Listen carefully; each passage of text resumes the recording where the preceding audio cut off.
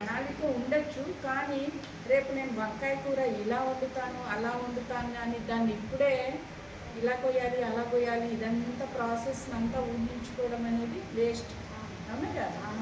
So రేపు అనేది ఇప్పుడు లేదు, ఇప్పుడు ఏదైతే ఉందో దానితో ఉండడం నేర్చుకోవాలి. ఇంకొకటి ఫస్ట్ ఇది, ఇప్పుడు ఏ క్షణం ఉందో దానితో ఉండడం నేర్చుకోవాలి. ప్లస్ ఇంకోటి ఏంటంటే ఎప్పుడు మనతో మనం ఉండాలి. ఇప్పుడు నేను సుధా ఎప్పుడు సుధాతో ఉండడం నేర్చుకుంటే ఈ క్షణంలో ఉంటుంది. కానీ మనం ఏం చేస్తాము, ఇక్కడ లేని వ్యక్తులతో లేని పరిస్థితులతో గడిచిపోయిన వాటితో ఉంటాం. సపోజ్ ఇప్పుడు మా భర్త హైదరాబాద్లో ఉన్నారనుకోండి, ఇక్కడ లేని వ్యక్తితో నేను ఉంటూ ఉంటాను, ఇక్కడ లేని వ్యక్తి తాలూకు ఆలోచనలతో నేను ఉంటాను తప్ప ఈ క్షణంలో ఉండను, నాతో నేను ఉండను.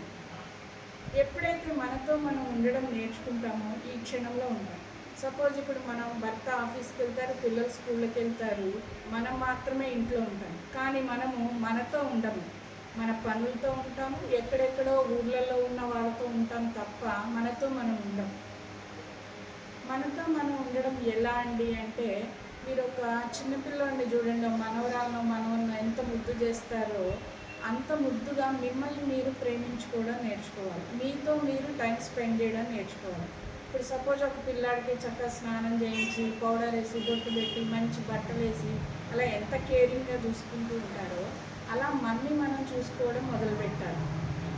దీనికి ఏదైతే అవసరమో దీనికి మంచి మంచి బట్టలు కావాలి, మంచి మంచి జ్యువెలరీ అలంకరింపజేయాలి, చక్కగా ఫుడ్ ఇవ్వాలి. అలా ప్రతి క్షణం దీనికి ఏది అవసరమో అది ఇస్తూ దీనితో ఉండడం నేర్చుకుంటే మనం ఈ క్షణంలో